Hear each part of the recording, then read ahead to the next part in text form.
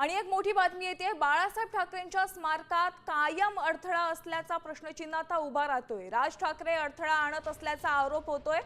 उद्धव ठाकरेंचा सरकारवर आरोप असल्याची माहिती सूत्रांकडून मिळतेय।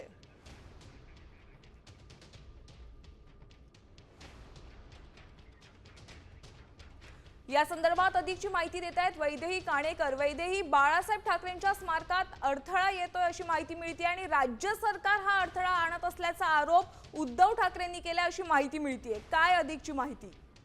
नक्कीच उद्धव ठाकरे काही पत्रकारांशी जेव्हा अनौपचारिक चर्चा करत होते तेव्हा त्यांनी ही खंत व्यक्त केलेली आहे।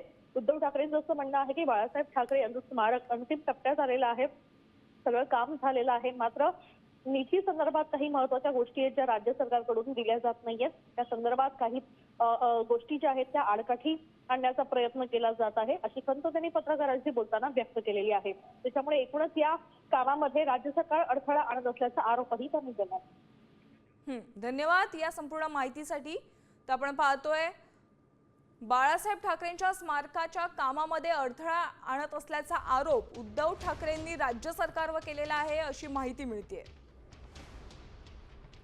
या क्षणाची एक सगळ्यात मोठी बातमी आपण पाहतोय, बाळासाहेब ठाकरेंच्या स्मारकाच्या कामामध्ये अडथळा येतोय। आता isakal.com आहे देशातील नंबर 1 ची मराठी न्यूज वेबसाईट। प्रत्येक अपडेटसाठी isakal.com ला नक्की भेट द्या।